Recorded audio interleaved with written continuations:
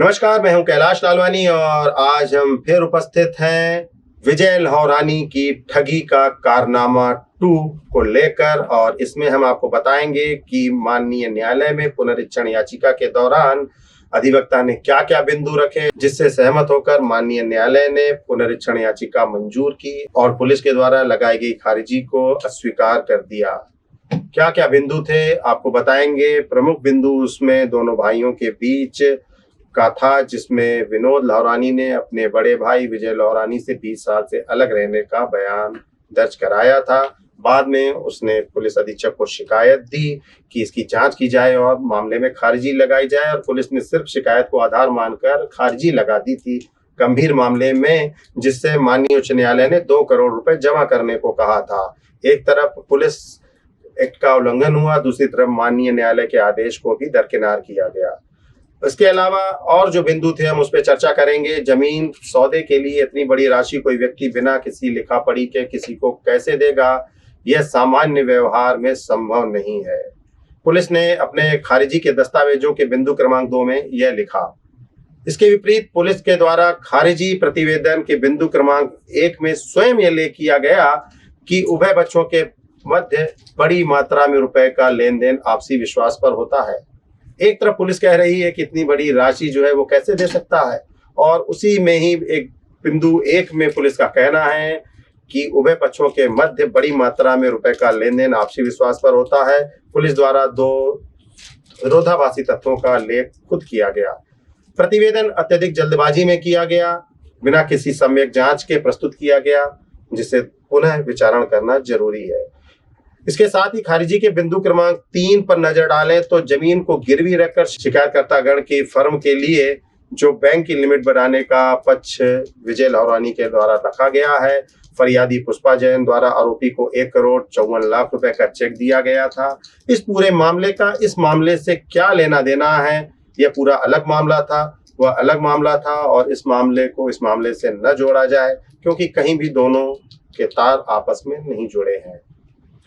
यही नहीं, बिंदु क्रमांक 4 में यह भी लिखा गया कि सिविल वाद प्रस्तुत किया था, क्योंकि फरियादी द्वारा एकमात्र विधिक आधार पर खारिजी प्रतिवेदन प्रस्तुत किया गया है। अतः माननीय अधीनस्थ न्यायालय ने इस तथ्य को प्रमाणित पाया कि केवल सिविल वाद लंबित होने के कारण इस आधार पर दंडिक कार्यवाही जो है समाप्त नहीं की जा सकती है। बावजूद अधीनस्थ न्यायालय द्वारा खारिजी प्रतिवेदन स्वीकार किए जाने में भूल की है। लगातार जो बिंदु न्यायालय में अधिवक्ता समीर अग्रवाल के द्वारा पेश किए गए, उससे न्यायालय ने सही माना। बिंदु क्रमांक 5 में जो खारिजी के लिए बिंदु बनाए गए थे पुलिस के द्वारा, एक एक करके ये पूरे बिंदु जो थे माननीय न्यायालय में उड़ते चले गए। पूर्व में आईजी शहडोल को जो शिकायत पीड़ित के द्वारा दी गई थी, उससे सिविल मैटर बताकर पुलिस ने इसे खत्म कर दिया था, लेकिन इसके बाद जब उसने पुलिस अधीक्षक को शिकायत दी तो उसे आपराधिक मामला बनाया गया। कैसे पुलिस ने मामला दर्ज किया, यह भी जांच का विषय है। यदि प्रथम दृष्टया यह मामला आपराधिक नहीं होता तो इस मामले को सिविल बताना पूरी तरह गलत है। अतः इस तरह के जो बयान आए हैं, इस तरह की जो खारिजी में सिविल बताया गया मामले को, वह स्वतः ही अमान्य हो जाता है और शून्य हो जाता है। पुलिस द्वारा अपने खारिजी प्रतिवेदन में यह भी वर्णित किया गया कि खारिजी प्रतिवेदन प्रस्तुत किए जाने से पूर्व जिला अभियोजन अधिकारी से विधिक राय प्राप्त की गई है, जबकि अधिवक्ता ने जो दस्तावेज पेश किए उसमें यह पूरी तरह से स्पष्ट हुआ कि विधिक न्यायालय के पूर्व जिला अभियोजन अधिकारी से जो विधिक राय ली गई थी उसे यहाँ पर छुपाया गया। वास्तविकता को जांच अधिकारी रत्नाम्बर शुक्ला ने अपने स्वहितों के लिए, स्वलाभ अर्जित करने के लिए छुपा दिया और माननीय न्यायालय को गुमराह किया। विवेचक द्वारा न्यायालय को भ्रमित किया गया, वास्तविक तथ्यों को छुपाया गया। वास्तविकता यह थी कि जिला लोक अभियोजन अधिकारी ने यह लेख किया था कि प्रकरण में इस तथ्य की जांच किया जाना अत्यंत आवश्यक है कि आरोपी गणों के द्वारा शिकायतकर्ता के साथ किए गए विक्रय अनुबंध में तथ्यों को छुपाकर प्रवचना छलपूर्वक तो नहीं है, लेकिन इसकी जांच जो है इस बिंदु को किनारे कर दिया गया और सीधे सीधे अभिमत लिखकर उसे प्रस्तुत कर दिया गया।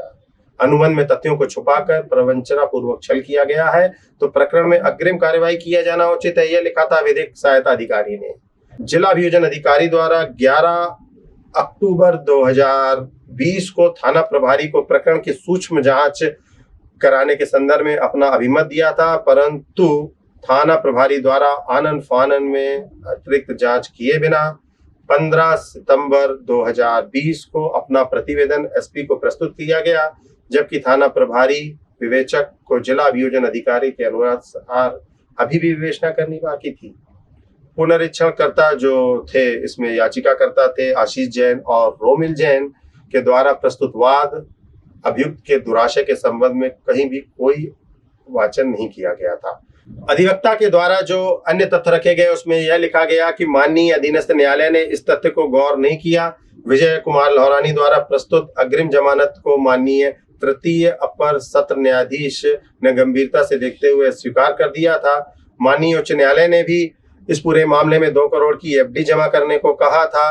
पुलिस ने इनाम घोषित किया था। आपको बता दें, महत्वपूर्ण मामला है कि एक तरफ पुलिस उस पर इनाम घोषित कर रही है, माननीय उच्च न्यायालय 2 करोड़ की एफडी जमा करने को कहता है, और हमारे विवेचक हैं, थाना प्रभारी हैं, जांच अधिकारी हैं, उनका विवेक इतना है कि उन्होंने इस पर खारिजी लगा दी।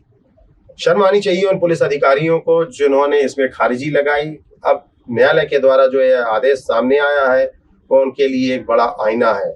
इधर रमेश कुमार मोहता की अग्रिम जमानत जो थी वो 1 करोड़ के उसमें जमा करने के बाद दे दी गई उन्हें। पीड़ितों ने इस पूरे मामले को माननीय न्यायालय के समक्ष रखा और उसमें यह कहा गया कि जो विजय कुमार लहरानी है वो आदतन अपराधी है, उसने छल और धोखाधड़ी जानबूझकर की है, साजिश रचकर की है।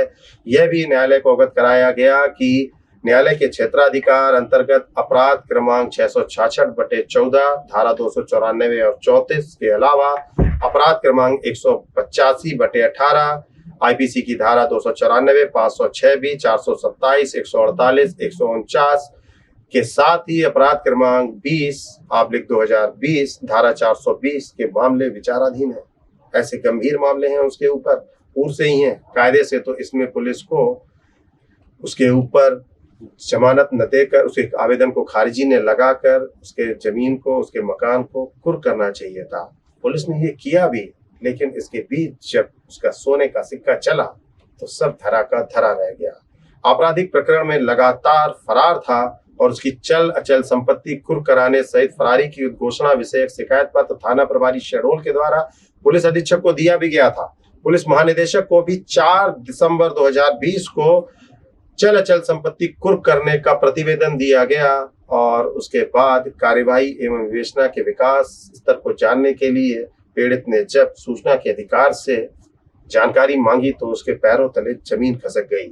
आशीष जैन और रोमिल जैन तथा उनके परिवारजनों को यह जानकर आश्चर्य हुआ कि एक तरफ पुलिस जो है उद्घोषणा जारी कर रही है उसकी चल संपत्ति कुर्क करने के लिए, उसके ऊपर इनाम घोषित किया है, वहीं 5 दिसंबर 2020 को पूरे मामले को खारिज करने के लिए माननीय न्यायालय के समक्ष 13/20 खारिजी क्रमांक पुलिस ने पेश कर दिया है। इसके बाद उनके होश जो थे वो फख्ता हो गए। विजय कुमार लहरानी के द्वारा इस तरह का कृत्य पुलिस के साथ मिलकर किया जा रहा था और इस पूरे मामले को लेकर माननीय न्यायालय में याचिका दायर की और बीती 19 तारीख को माननीय न्यायालय ने जो आदेश दिया वह सबके सामने है और इस पूरे मामले में जो खारिजी पुलिस ने प्रस्तुत की थी न्यायालय ने उसे अस्वीकार कर दिया है और उसकी पुनः सुनवाई के लिए कहा है। फिलहाल इस मामले में पुलिस को न सिर्फ उसकी गिरफ्तारी करनी चाहिए बल्कि माननीय न्यायालय ने जो 2 करोड़ रुपए की एफडी जमा करने को कहा है उसकी व्यवस्था करनी चाहिए। पुलिस को फिर उस प्रतिवेदन पर विचार करना चाहिए जो उसने उसकी संपत्ति चल अचल संपत्ति कुर्क करने के लिए पुलिस अधीक्षक और महानिदेशक को भेजा था। अब इंतजार रहेगा अगले एपिसोड का। हम आपको बताएंगे कि पुलिस ने कहां कहां चूक की, कौन कौन पुलिस अधिकारी थे, उनके बीच में क्या बातें होती थी और कैसे यह मामला खारिजी तक पहुंचा। और आपको यह भी बताएंगे कि इस पूरे मामले का दूसरा छोर जो है रमेश कुमार मोहता, उन्होंने कैसे अपनी कंपनी से धोखाधड़ी की और कंपनी को अंधेरे में रखकर यह पूरा खेल रचा।